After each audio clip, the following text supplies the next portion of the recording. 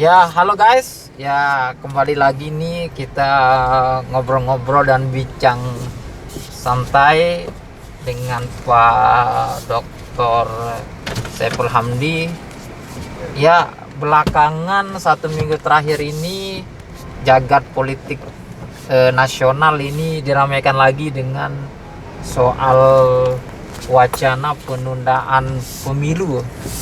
Nah, memang wacana penundaan pemilu ini kan sempat dilontarkan oleh Menteri Investasi Lahadialia 1 bulan yang lalu dan kemudian redup, tapi kembali lagi ramai ketika wacana ini tiba-tiba disetujui oleh 3 ketum partai politik. Nah, yang pertama yang membuat pernyataan mendukung penundaan pemilu ini adalah PKB, Muhaimin Iskandar, kemudian disusul oleh Ketua Umum Partai Golkar, Erlangga Hartarto, dan Ketua Umum PAN, yakni Zulkifli Hasan.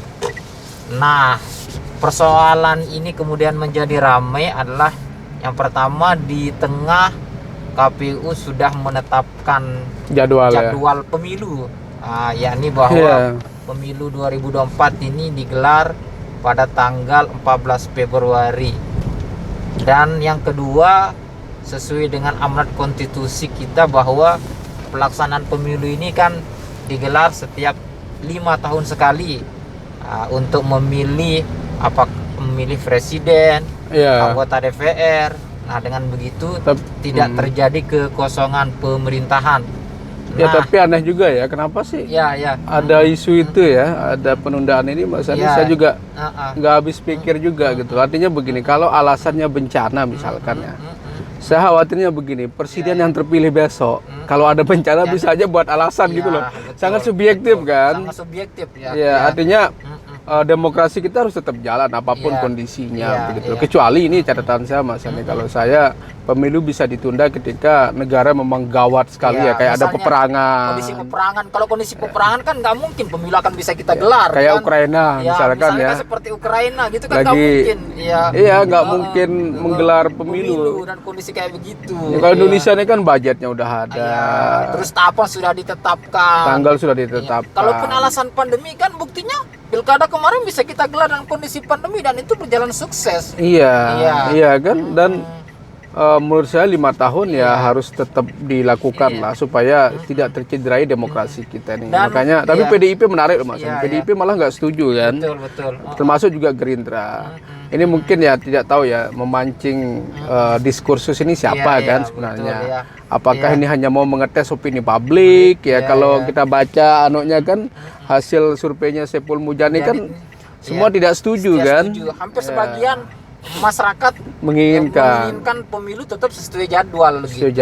Artinya juga kalau saya lihat, kalau pemilu ini ditunda, terlalu besar kos politik harus kita tanggung.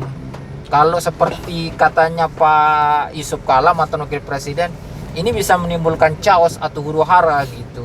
Artinya kalau misalkan ada konflik kalau nggak ada juga sebenarnya tidak ada sih yang perlu kita khawatirkan. Cuman Mas Ani, tawaran kalau pikiran saya kemarin kan ada juga isu tentang Jokowi 3 periode. Nah, saya malah setuju itu, Mas Ani. Saya baru ngomong juga sih, mungkin dikirain gila dulu kan namanya pengamat politik Mas Kadri itu kan. Dia sempat mewacanakan itu dan dia dianggap gila gitu, dianggap Tapi saya melihat begini, Mas Ani. Indonesia ini kan kita tidak pernah punya kebijakan yang konsisten secara makro. Setiap presiden selalu ganti kebijakan. Sehingga negara kita sangat labil gitu. Sama juga menteri. Setiap ganti menteri selalu berubah kebijakan. Termasuk menteri pendidikan lah. Setiap tahun setiap menteri ganti kurikulum, ganti ini. Seharusnya kan ada pengembangan dari sebelumnya begitu loh. Roadmap kementerian itu sudah ada dan tidak boleh disentuh pada hal-hal yang katakanlah dianggap tidak terlalu penting kan. Sementara yang terjadi di negara kita ini selalu berubah gitu loh. Jadi menurut saya, ini logika saya, kita ini kan negara berkembang. Semua susah untuk berada konsisten di jalur kebijakan. Oke. Nah, saya setuju misalkan kalau ditambah ya, ini kan bukan hanya karena Pak Jokowi ya. Iya. Ditambah periode orang untuk boleh dicalonkan tuh bisa 3 periode. Kan belum tentu kepilih juga kan. Kalau masyarakat nggak mau ya nggak mungkin Pak Jokowi dipilih gitu loh. Jadi kalau saya, karena kita di negara berkembang, banyak persoalan-persoalan yang kita hadapi, ya saya yakin 3 periode ya tidak akan menjadikan orang diktator lah begitu ya. Kan sistem kita juga udah bagus ya, ada KPK, ada BPK, semua berjalan kan. Jadi tidak perlu banyak yang kita khawatirkan. Ya, malah kalau saya sendiri Bang, gimana kalau Mas Sani berbeda melihat? pendapat dengan Abang gitu. Gimana kalau Mas Sani? Ya, kalau saya sih memang sudah ideal lah ada pembatasan jabatan 2 periode presiden, ini ya. Kepala daerah, 2 periode. Artinya dengan di mana-mana ya. Ya, dengan ada proses pembatasan ini kan juga membuka ruang bagi ada proses kaderisasi kepemimpinan. Oke, Ya, regenerasi lah sih, ya. kalau saya dalam pandangan saya sih, pasca Jokowi banyak juga lah putra-putra terbaik Indonesia ini yang layak untuk memimpin. Misalnya kita sebut aja ada Gubernur DKI Jakarta, Anies Baswedan, Gubernur Jawa Barat, Ridwan Kamil, Gubernur Jawa Tengah, yang tidak kalah lah ya. Dan maupun Menteri Pertahanan Prabowo Subianto. Artinya kalau saya sih sudah sangat ideal lah pembatasan itu. Dan kalau kita lihat juga di negara-negara maju juga, misalnya seperti Amerika itu kan masa jabatan presiden juga dibatasi 2 periode hanya 2 periode gitu. Ya artinya nggak ada salahnya juga sih kalau misalkan pemerintah mau mencoba ya. Ini kan lagi-lagi bicara kepentingan partai politik juga ya. Artinya kan Pak Jokowi bisa saja begitu loh. Dengan kekuatan partai yang mendukung beliau, saya yakin lah bisa saja itu goal ya seandainya. Cuman Mas Sani, kalau saat tadi itu pertimbangan saya, kita di negara berkembang dan setiap kebijakan itu sepertinya memang 10 tahun itu nggak cukup membangun gitu loh. Orang kenapa melihat Soeharto itu sukses ya? Karena 32 tahun dia memang berhasil membangun rumusan itu, walaupun di akhir-akhir lah beliau kemudian banyak kasus begitu ya, karena terlalu lama berkuasa dan itu pun turunnya harus dipaksa kan. Nah, seandainya kita rumuskan sekarang, oke lah negara berkembang ini 3 tahun gitu. Artinya 3 periode. I think it's make sense. Ya, kalau menurut saya sih. Artinya memang kalau kita bicara seperti itu ada plus minusnya lah. Ada plus minusnya. Kalau memang keuntungan atau kelebihannya seperti yang Abang paparkan tadi, tapi juga kekurangannya kan seperti yang saya sampaikan tadi. Artinya bahwa memang kita butuh regenerasi butuh pemimpin baru ya. Seolah-olah dan kondisi kayak begitu ini kan kita tidak punya putra terbaik lah yang betul layak untuk melanjutkan estafet kepemimpinan nasional gitu.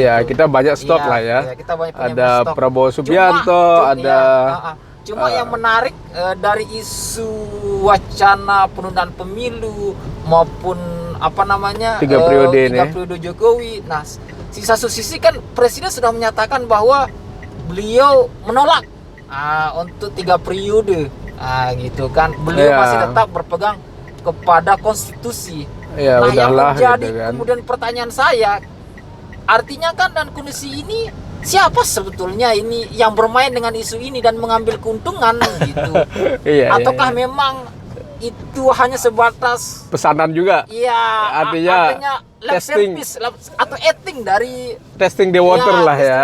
Bagaimana opini publik gitu ya. Publik gitu. Padahal sebetulnya mereka juga yang desain gitu. Gak ada salahnya juga sih Mas. Ini kan walaupun terakhir kan kita ikuti ternyata 3 ketua umum partai ini yang menyetujui wacana pemilu ditunda ini dilobi oleh Menko Luhut. Gitu. Itu informasinya ya. Itu informasi terakhir gitu. Kalau kita ikuti bocorannya lah, perkembangan gitu. Dan kita tahu selama ini kan bisa kita bilang Menko Luhut ini adalah orang yang sangat dekat dengan Jokowi, dan Jokowi juga pernah mengatakan bahwa Menko Luhut ini adalah mentor politik saya gitu. Iya, mentor politik dan saya kira master pembangunan Indonesia ya Luhut gitu kan. Semua kan beliau aja yang nangani kan, mulai dari pandemi. Selalu ada orang kuat gitu Mas Andi. Dulu zamannya Soeharto siapa yang tidak kenal LB Murdani kan?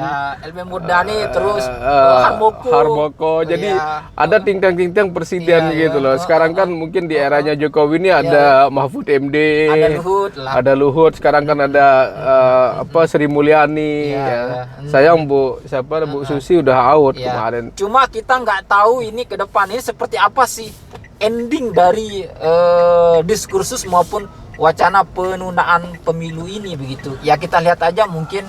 Saya lebih artinya kalau pemerintah berani Mas Yani ya. Kalau saya sih kalau pemerintah berani, kita nggak usah nunda lah. Kalau nunda ini terlalu subjektif ya. Saya khawatirnya Presiden besok juga punya alasan yang sama begitu. Mereka menunda ketika ada bencana. Kan Indonesia ini bencana terus nih. Ya ada pandemi apa besok kita nggak tahu kan. Masa pemilu kita kemudian diundurin lagi. Artinya mereka punya jurisprudensi lah untuk melakukan hal yang serupa begitu kan. Nah itu yang kita khawatirkan kan. Seandainya kemudian kasusnya sama begitu. Nah kita sih pinginnya Mas Yani kalau mau ya ubah aja amandemen peraturan perundang-undangan tentang pemilu kan, nggak ada masalah menurut saya itu kan karena negara berkembang ini masa ini beda dengan negara maju. Kalau alasan saya ya ini perspektif politik saya lah yang saya lihat begitu. Dengan kondisi negara berkembang kita butuh kebijakan yang lebih sustainable lah begitu ya. Saya kira it is possible lah, it makes sense lah kalau bahasa orang kan, kalau misalkan 3 periode begitu. Iya, siap kalau gitu. Ya pemirsa, ya demikianlah bincang-bincang kita dengan Pak Dr. Saiful Hamdi, dan sampai jumpa lah di bincang-bincang ini perspektif yang lain. Assalamualaikum warahmatullahi wabarakatuh. Oke guys, assalamualaikum warahmatullahi wabarakatuh. Jangan lupa ya subscribe channel kita nih berdua nih, supaya kalian tetap update isu-isu politik nasional maupun lokal ya. Dukung terus ini. Ahmad Yani Official dan Pulham Media. Ya.